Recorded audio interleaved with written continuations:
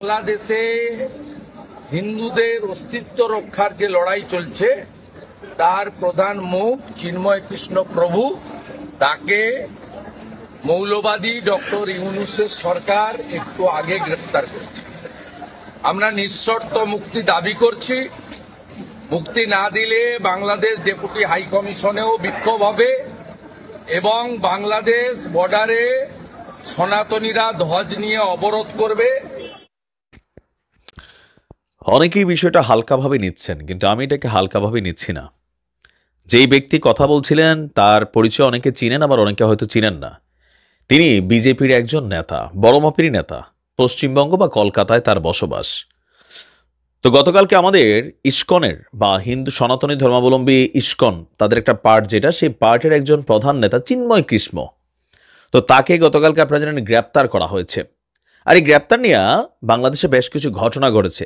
আজকে রাত্রেবেলাও ঘটছে কক্সবাজার সহ বিভিন্ন জায়গায়, চট্টগ্রামে, বিভিন্ন শহরে আম হিন্দুদের মধ্যে একটা ভয় ঢুকছে। আমার ফেসবুক আইডিতে থাকা অনেক হিন্দু ভাই ইস্কনের অনুসারী না, বাট তারাও কিন্তু এটা নিয়ে প্রতিবাদে ফেটে পড়েছে। কেন?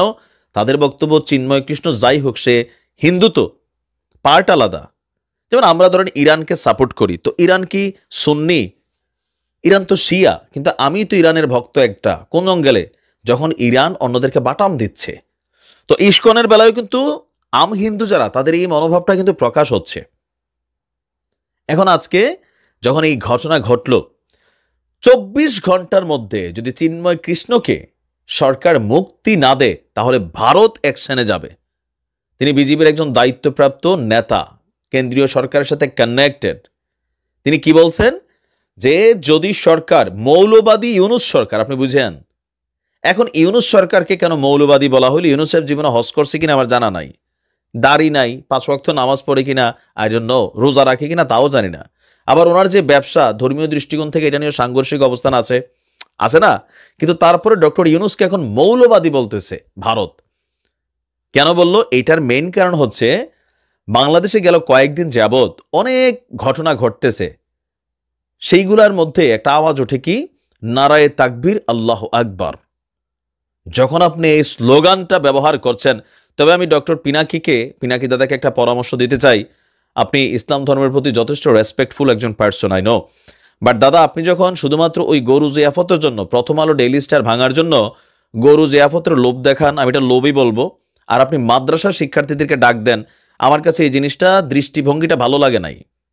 কেন ভালো লাগে নাই? আপনার দেওয়া প্রোগ্রামগুলোতেই কিন্তু নারায়ে তাকবীর, আল্লাহু আকবার স্লোগান ব্যবহৃত হচ্ছে। ভারতের বিরুদ্ধে এখানে যারা দাঁড়াচ্ছে, কেন? যে প্রথম আলো ডেইলি স্টার ভারতের সাপোর্টার, তাই না? এটার প্রতিবাদের জন্য ফাইন, সব ঠিক আছে, কিন্তু যখন দাড়ি টুপিওয়ালা কোনো ব্যক্তি ভারত বিরোধী একটা বক্তব্য দেয়, স্বাভাবিকভাবে ভারত কিন্তু বিষয়টাকে কাউন্ট করবে। আপনি একজন জ্ঞানী মানুষ, এটা আপনার বোঝা উচিত ছিল।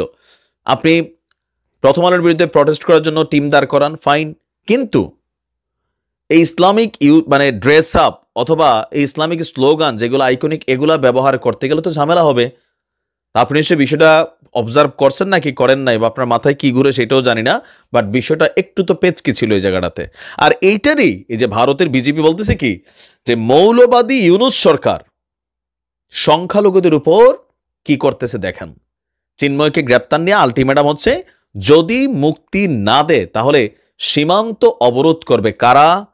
ভারতের সাধারণ সনাতন ধর্মাবলম্বী, মানে হিন্দুরা। আর এই কাজটা যে হবে আমি কিন্তু বিশ্বাস করি। কেন করি? আমরা যেমন ফিলিস্তিনের জমিতে একজন আমাদের বীররা যখন সেখানে কোনো রকম বা একজন মানুষ মারা যায়, আহত হয়, আমাদের কলিজায় কষ্ট লাগে। Why? Religious point of view. এটা একটা কি বলা হয় যে ধরেন মানে কাজ করে মানুষের মধ্যে, ইমোশনালি কাজ করে। এখন ভারতের গণমাধ্যম যেভাবে দেখাচ্ছে পুরানা নতুন মিলাইয়া, তো এগুলা দেখার পরে সেখানের স্টোরি দেখা, স্যাড ব্যাকগ্রাউন্ড মিউজিক দেখা, মানুষের মধ্যে একটা জায়গা ওঠে। আমাদের বাংলাদেশ থেকে অনেক ভাই আছেন না, আফগানিস্তান যুদ্ধ করতে যাইতে চাইছেন, ফিলিস্তিনে যাইতে চান, তো ভারত তো সীমানা, তারা তো আসবেই। আপনি এগুলো হালকা নিচ্ছেন। আর তারা দেশের মানুষ যদি সীমানা জড়ো হয়, বিজেপি, তাদের বিজেপি, আমাদের বিজেপি, মানে বিজেপির সামনে টিকবে 10 মিনিট যদি লাগে কখনো, প্র্যাকটিক্যাল যেটা রিয়েলিটি, 10 মিনিট তো টিকবে না ভারতের সাথে।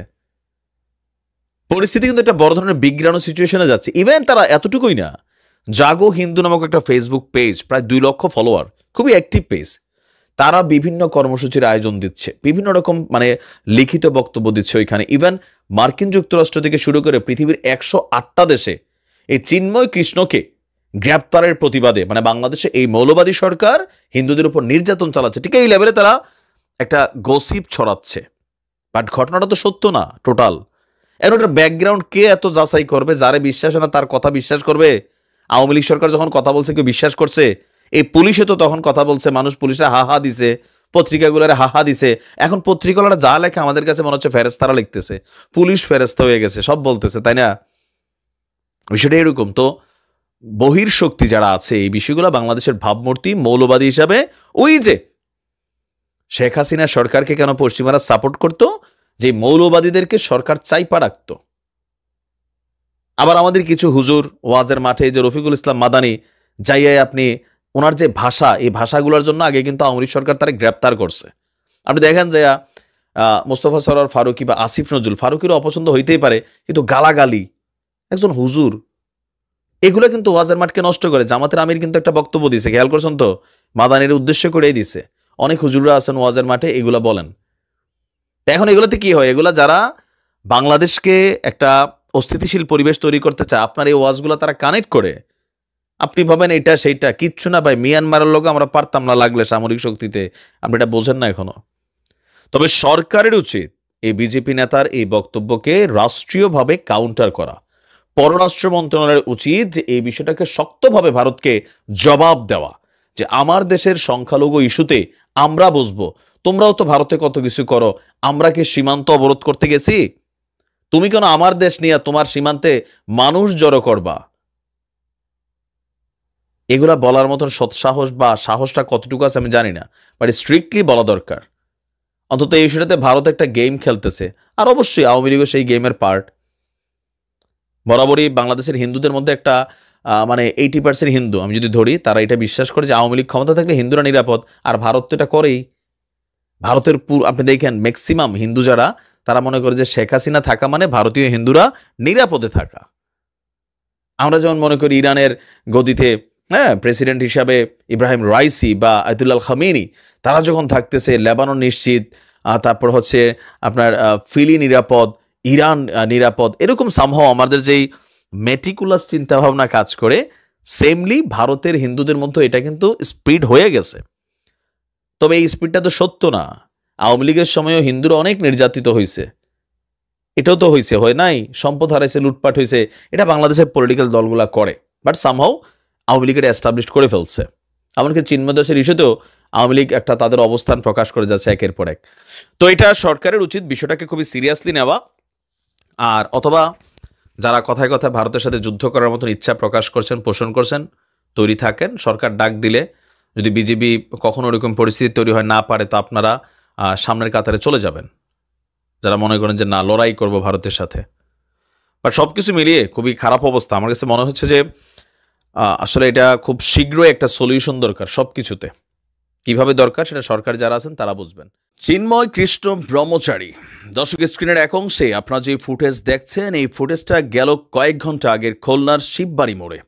এই মুহূর্তে আজকে সকাল 10:35 সম্ভবত চট্টগ্রামের আদালতে তোলা হয়েছে চিন্ময় কৃষ্ণকে।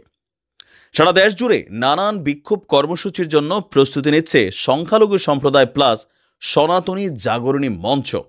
এই চিন্ময় কৃষ্ণকে মুক্তির দাবিতে ভারত থেকেও কিন্তু আওয়াজ উঠেছে। পরের ভিডিওতে আপনাদেরকে আরও কিছু তথ্য দেব ভারতের, বাট এই ভিডিওতে আমরা দেখাচ্ছি আজকে সারা রাত যাবৎ এই চিন্ময় কৃষ্ণ ইস্যুতে কি কি ঘটলো, আর দিনের শুরুতে কি কি ঘটছে।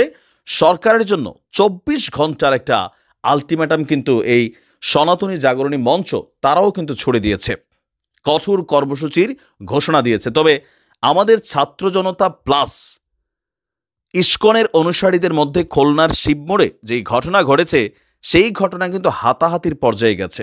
আর এই খবরগুলো মুহূর্তের মধ্যেই ভারতীয় মিডিয়া, সেখান থেকে আন্তর্জাতিক মিডিয়াতে কিন্তু ছড়িয়ে পড়ছে।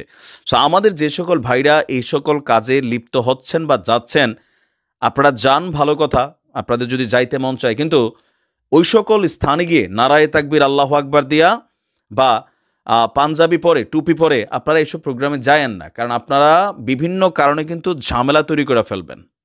এখানে কিন্তু অনেক ধরনের ষড়যন্ত্র কিন্তু শুরু হয়ে গেছে। দর্শক, কিছুক্ষণ আগে আমরা দেখলাম যে চিন্ময় কৃষ্ণ ব্রহ্মচারীকে আদালতে তোলা হয়েছে, আর আদালত তার জামিন নামঞ্জুর করার কারণে চট্টগ্রাম আদালত প্রাঙ্গণেও ইসকনের যারা অনুসারী আছেন বা তার যারা অনুসারী আছেন তারা কিন্তু সেখানে আপনার হট্টগোল পাকিয়েছে। আর শিববাড়ি মুখেও সেইখানে কিন্তু একই ঘটনা ঘটছে খুলনাতে। চিন্ময় কৃষ্ণ ব্রহ্মচারীর মামলাটা আমরা যদি দেখি একটু, তার বিরুদ্ধে রাষ্ট্রবিরোধী মামলা হয়েছে। সকাল 10:50 আমাদের চট্টগ্রাম 6ষ্ঠ মেট্রোপলিটন ম্যাজিস্ট্রেট কাজী শরীফুল ইসলামের আদালত আদেশ দিয়েছে তাকে কারাগারে প্রেরণ করার।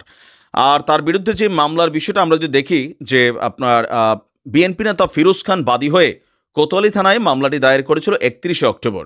ওই মামলায় চিন্ময় দাস সহ 19 জনকে আসামি করা হয়েছে।